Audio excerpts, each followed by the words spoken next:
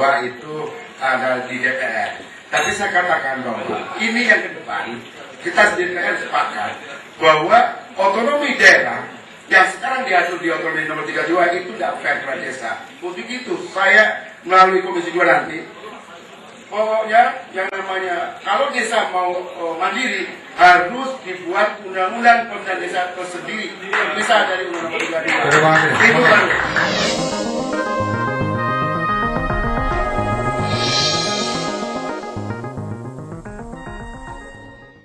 Coba saya minta perhatian, Dagri itu yang progresif gitu pemikirannya, jangan konservatif gini, negara nggak akan maju ini. Saya betul, saya kemarin bicara sama Dirjen BMT, satu hal yang saya wanti-wanti. Nomor 1, tentang rencana revisi terhadap Undang-Undang 32 itu. Saya telah memutuskan, disetujui tidak setujui, saya akan beri prakarsa, saya ngajak teman-teman lain agar ada hak inisiatif DPR memprakarsa untuk bikin RUU tentang desa. Hak inisiatifnya Pak ya. Untuk konteks ini, saya kemarin memberi prasyarat kepada Kementerian Dalam Negeri, mereka mengajukan kepada Komisi 2 tentang APBNP, saya minta agar dicantumkan satu klausul agar dianggarkan Dagri itu juga dana untuk kemungkinan membahas rancangan undang-undang tentang pemerintahan desa. Kalau enggak akan saya teken itu. Yang ketiga, karena ini sudah barusan berlangsung 4 hari yang lalu, jadi saya ingin sampaikan. Yang ketiga, tentang yang tadi disampaikan, saya bisa mengerti kalau jawaban itu adalah jawaban standar. Kalau jawaban standar itu tidak pernah Republik ini akan maju. Tidak ada pikiran-pikiran progresif tentang itu semua. Saya berpendapat PP 72 itu, kalau saja kita mau, karena itu merupakan jurisdiksi pemerintah, pemerintah bisa inisiatif untuk merevisi tanpa harus merubah Undang-Undang 32. Hal-hal yang menurut saya perlu direvisi adalah diantaranya yang terpenting, nomor 1, tentang kemungkinan dimasukkan klausul biaya pemilihan Pilkades itu, kalau Pilpres dibiayai oleh APBN, Pilgub dibiayai oleh APBN dan APBD, Pilgub dan Wali Kota dibiayai oleh APBN dan APBD. Saya kira tidak ada yang salah manakala kita mengatakan terhadap revisi PP tersebut, Pilkades itu juga dibiayai oleh APBN dan APBD. Dengan kemudian itu yang pertama. Yang kedua, tentang silang sengketa keputusan pemerintah mengenai Sekdes PNS ini, saya melihat itu carut marut ini, Mas Badudin.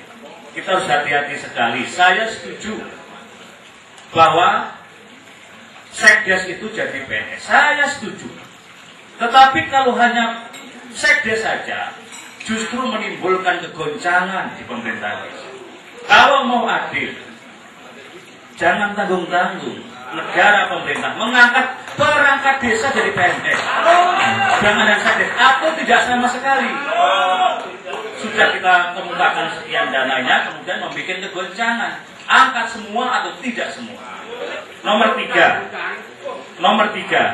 tentang tadi jawaban mengenai dilarangnya kepala desa mengurus parpol. Saudara sekalian, yang jadi persoalan, saya bisa mengerti alasan itu.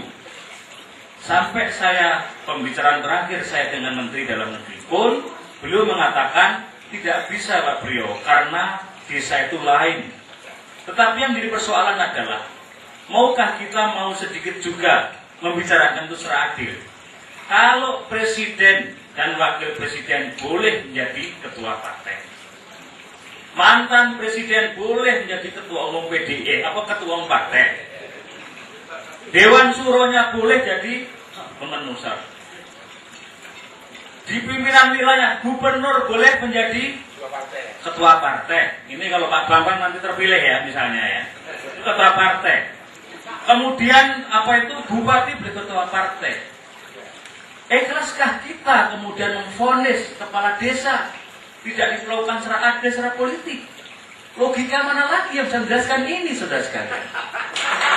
Tidak ada sebuah argumentasi politik yang bisa secara sahih membantah argumentasi saya.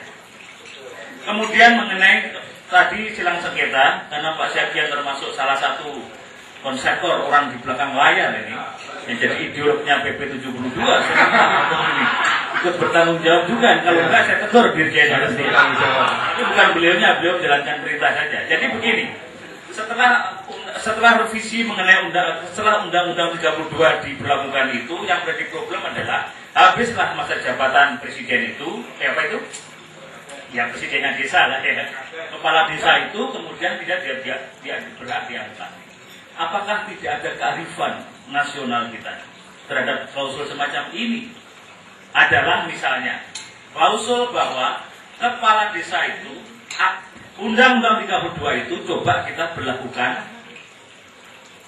apa itu ke depan, atau setidaknya kalau tidak semacam itu ada klausul bahwa mereka diberi posisi boleh menjadi pejabat kepala desa sampai definitif menurut perda masing-masing di bupati dan seterusnya itu, kemudian mereka membuat apa itu definitif kepala desa yang baru. Terakhir, saya masih belum ikhlas kalau nggak komentari tentang sekdes juga ini, karena ini argumentasinya masih apa itu simpang siur dan belum sahih itu terdakri itu. Tentang sekdes itu dalam PP 72 Pak Syakian, tolong kita baca lagi. Sekdes itu diangkat oleh sekda atas nama bupati. Coba. Anda saya lihat ya, mengembara sedikit. Sekda kabupaten itu diajukan oleh siapa? Bupati toh, untuk minta persetujuan Mendagri, betul? Ya, harus betul. Kemudian sekda gubernur itu, sekda provinsi itu diajukan oleh siapa? Pak Gubernur, betul? Disetujui oleh Mendagri sama Presiden, betul tidak? Sekarang ada pertanyaan, kenapa untuk sekdes itu tidak diajukan oleh Kades untuk dapat persetujuan oleh Bupati? Karena khusus masuk akal enggak itu? Bahwa kalau argumentasi ini kemudian kita samakan ke sana. Coba Mendagri jawab. Kumpulkan lagi profesor lagi deh menjawab itu dulu. Kalau Anda bisa jawab ini berarti sahih itu. Jadi komentar saya. Terima kasih Pak Pria.